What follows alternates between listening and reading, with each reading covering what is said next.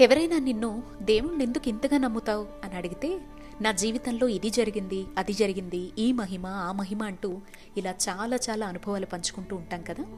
కాశీ వెళ్ళినప్పుడు మనం నమ్మే దైవం మనతోనే ఉన్నారు అనే నా అనుభవాన్ని కూడా పంచుకుంటాను, వింటారా? నేను నమ్మిన దత్తుడు నాకు కొండంత ధైర్యం, నమ్మకం.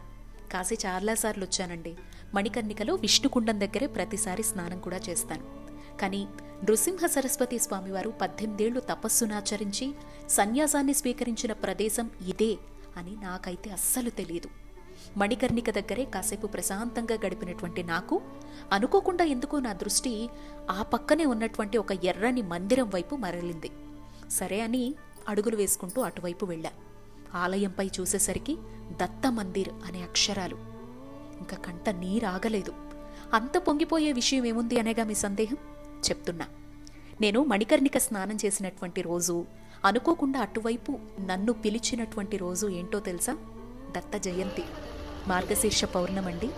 తండ్రి పుట్టినరోజు నాడు బిడ్డకి ఇంతకన్నా అమోఘమైన బహుమతి ఏమైనా ఉంటుందా? ఇన్నిసార్లు వచ్చినా ఎప్పుడూ గమనించని దత్త ఆలయం. వెళ్ళగానే టైం అయింది, ఇంకెప్పుడు తింటావునన్నా అనేలాగా మధురమైన తీపి బూందీతో కూడినటువంటి భిక్ష. అదేనండి స్వామివారి పుట్టినరోజు కదా, ట్రీట్. తన పాదుకల్ని స్పృశించే అదృష్టం.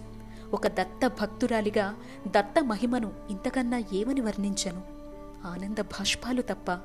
జై గురుదత్త.